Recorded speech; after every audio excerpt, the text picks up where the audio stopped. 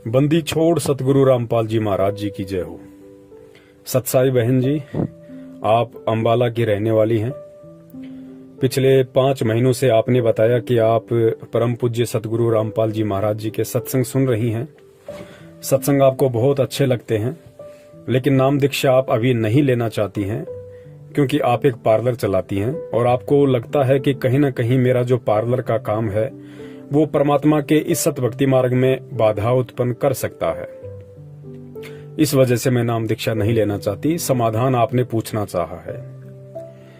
बहन देखिए, 5 महीने से आपने जो सत्संग सुने हैं तो उन सत्संगों में बहुत सी बार परमात्मा ने आज वर्तमान के समाज में जो फालतू की परंपराएं हैं, कुरीतियां हैं, रीति रिवाज हैं, त्योहार है, इन सब में परमात्मा ने हमें शामिल होने से दूर किया है।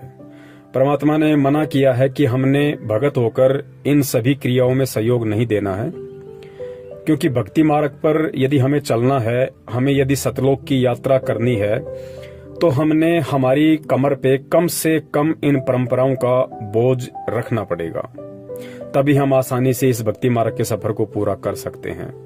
और वैसे भी परमेश्वर ने बताया कि साधु सोई जो सीधा चाले। परमात्मा का बच्चा वही होता है जो व्यर्थ के इन परंपराओं से, ढकोसलों से, कुरीतियों से दूर रहे, अपना सादा जीवन जिए, अपना रोजी रोटी के लिए जैसा भी परमात्मा ने निमित्त बना रखा है अपना काम करे और अपनी भक्ति करे।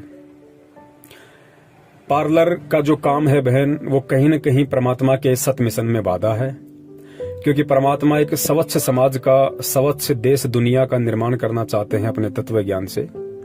और स्वच्छ समाज और देश दुनिया का निर्माण तभी हो पाएगा जब पूरा समाज परमात्मा की भक्ति को अपनाएगा। और परमात्मा की भक्ति को अपना के वर्तमान के समाज में जो ये फालतू की कुरीतियां, रीति रिवाज, परंपराएं, इन सब से दूर हटेंगे, तभी हम भगत होकर सही तरीके से भक्ति कर पाएंगे।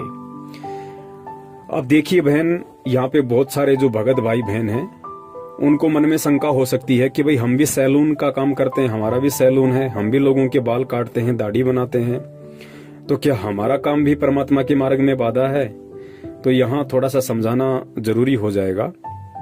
तो दास निवेदन करेगा कि पार्लर में और सैलून में बहुत अंतर होता है।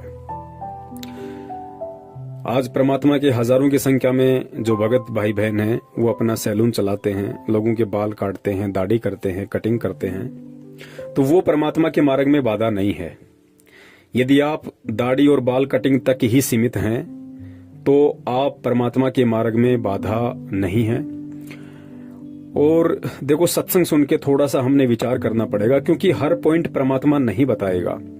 हर बार हर सत्संग में परमात्मा वो बातें रिपीट नहीं कर पाते हैं। हालांकि परमेश्वर ने जिक्र सभी बातों का अपने किसी न किसी सत्संग में अवश्य कर रखा है, लेकिन हम लोग सभी सत्संग नहीं सुन पाते हैं और सत्संग ना सुन पाने के चलते हमें उन बातों की जानकारी नहीं होती है। ये एक अलग विषय है, लेकिन परमेश्वर ने अवगत अवश्य करवा रखा है अपने भक्ति विधान से कि कौन कौन सी मर्यादाएं हैं, क्या क्या नियम हैं, हम कैसे भक्ति मार्ग पे चलेंगे तो हम सफल हो सकते हैं। देखिए, परमात्मा हमें बार बार कहते हैं कि बच्चों, ये जो विवाह शादी हैं या अन्य प्रकार के जो धार्मिक अनुष्ठान वगैरह होते हैं, मरने के बाद में 13 माई होती है, बरसोदी है, पितृ पूजा है, या अन्य प्रकार के चौंचले हैं, गेट टुगेदर पार्टी है, बर्थडे है, किट्टी पार्टी है, परमात्मा ने बताया कि हमने इन सभी चीजों से दूर हटना पड़ेगा, वरना हम भक्ति नहीं कर पाएंगे। ये व्यर्थ के चौंचले हैं, फालतू के ढकोसले हैं। जो पैसे वाले लोग हैं वो अपनी मौज मस्ती के लिए, दिखावे के लिए ये सारा ढोंग करते हैं। अब हम भगत हो गए तो हमने इन चीजों को करना तो बहुत दूर की बात है, हमने इनमें जाकर सहयोग भी नहीं करना है।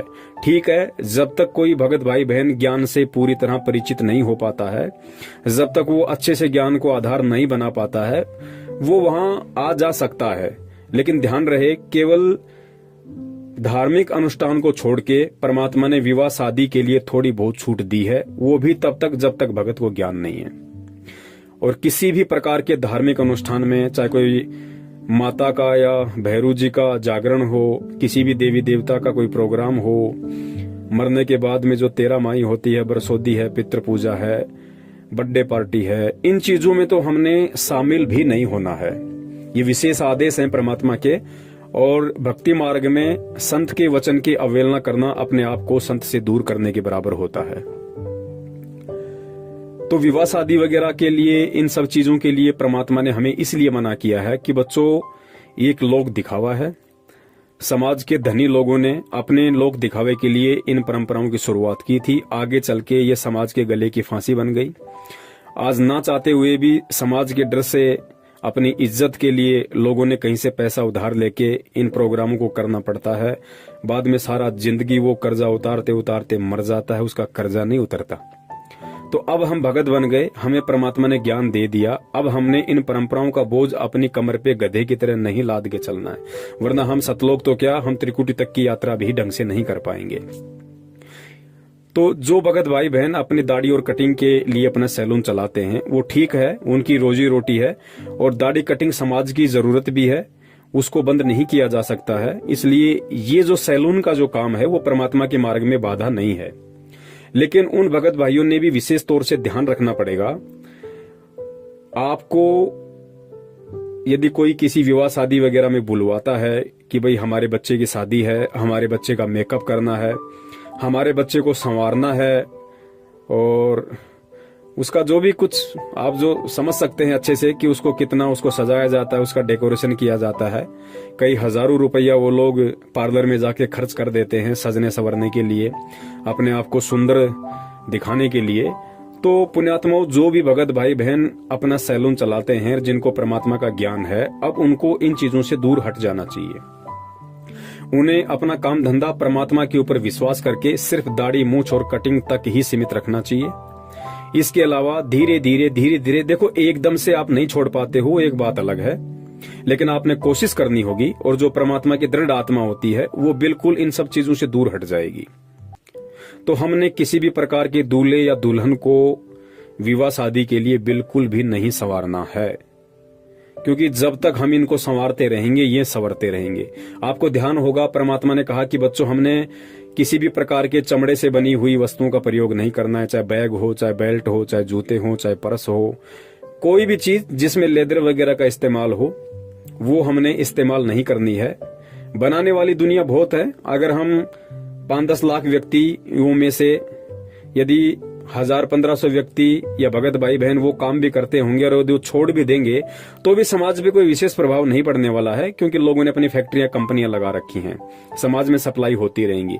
लेकिन परमात्मा ने बताया कि समाज में चाहे सप्लाई हो चाहे ना हो, चाहे वो काम बिगड़े चाहे संवरे, लेकिन हम संत शरण में आ गए तो ये संत का वचन है, संत का आदेश है, और ज्ञान आधार ये कहता है कि हमने उन चीजों में सहयोग नहीं करना है।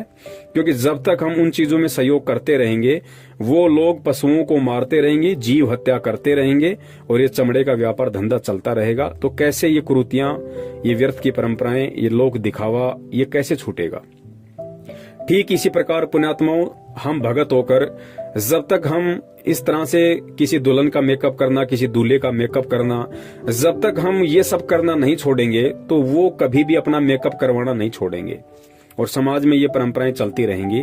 तो हम भगत हैं, हमने बिल्कुल भी इस तरह के मेकअप वगैरह उनके नहीं करने हैं। भले मेकअप करवाने के लिए यदि वो अपनी दुकान पे आता है, देखिए मेकअप भी 2 प्रकार से है। यदि वो नॉर्मली यदि अपना कोई मेकअप करवाना चाहता है, कोई मसाज वगैरह करवाना चाहता है, कोई फेशियल वगैरह करवाना चाहता है, तो आप उसका वो कर सकते हैं। लेकिन स्पेशली यदि वो किसी शादी विवाह के लिए करवाना चाहता है, उसकी खुद की शादी है, और यदि उसके लिए वो मेकअप वगैरह करवाना चाहता है, तो कहीं न कहीं हमारे को इन चीजों से दूर हटना पड़ेगा। हमने उनको मना करना पड़ेगा कि भाई विवाह शादी के लिए मैं मेकअप नहीं करता। ठीक इसी प्रकार जब किसी की मृत्यु हो जाती है तो समाज में एक परंपरा है कि सारे परिवार वाले जो उसके ब्लड रिलेशन में होते हैं वो अपने बाल कटवाते हैं सर के। तो पुण्यात्माओं, बहुत सारी बार क्या होता है, जब किसी के घर में मृत्यु हो जाती है तो वो लोग नाई को बुलवाने के लिए आते हैं कि भाई चलो हमारे घर में मृत्यु हो गई है किसी सदस्य की और आपने सभी का मुंडन करना है। तो यदि किसी भगत की दुकान है, यदि समाज का ऐसा कोई व्यक्ति भगत के पास आकर ये बात बोलता है, तो भगत ने बिल्कुल भी उसमें जाके सहयोग नहीं करना है। भगत ने बिल्कुल भी वहां जाके मुंडन नहीं करना है, वरना वो आपका सहयोग माना जाएगा। और यदि आपकी दुकान पे कोई व्यक्ति आता है और यदि वो मुंडन करवाता है और यदि ये बोल के करवाता है कि भाई हमारे परिवार में मृत्यु हो गई है और हमारा आप लोग मुंडन कर दो, तो भी हमने उनका मुंडन नहीं करना है। हमने हाथ जोड़ के उनसे प्रार्थना करनी है कि देखिए मेरे गुरुदेव के सख्त आदेश हैं, इन परंपराओं के अंदर आप जो मुंडन करवा रहे हैं ये मुंडन मैं नहीं कर सकता। हाँ, यदि सामान्य तरीके से यदि आप अपने सर के बाल उतरवाना चाहो तो मैं उतार सकता हूँ, लेकिन इन परंपराओं के नाम पे मैं आपका मुंडन नहीं कर सकता। क्योंकि पुण्यात्माओं, जब हम थोड़ा सा संघर्ष करेंगे, हम थोड़ा सा इन चीजों में आगे बढ़ेंगे, तो समाज इन चीजों पे सोचने पे मजबूर होगा कि भाई ऐसी क्या बात है, ऐसा क्या ज्ञान है इनके गुरु के पास में, ऐसा क्यों कहता है इनका गुरु इनको। दुनिया में तो कोई मना नहीं करता, लोग तो जा जाके मुंडन करते हैं, दूल्हा दुल्हन का घर पे जाके मेकअप करते हैं ताकि उनको ज्यादा पैसा मिले, लेकिन ये लोग मना कर रहे हैं। तो इसका रीजन क्या है? तो समाज सोचने पे मजबूर होगा। और पुण्यात्माओं, जब तक हम इन क्रियाओं में शामिल होते रहेंगे, हम उन लोगों का सहयोग करते रहेंगे, तो फिर कैसे बात बनेगी। तो धीरे धीरे क्योंकि आगे चल के तो पूरा भगत समाज ही परमात्मा का होगा, हर जगह परमात्मा के बच्चे होंगे, हर 100 में से 90 दुकान जो भी होंगी सैलून की परमात्मा के बच्चों की होंगी।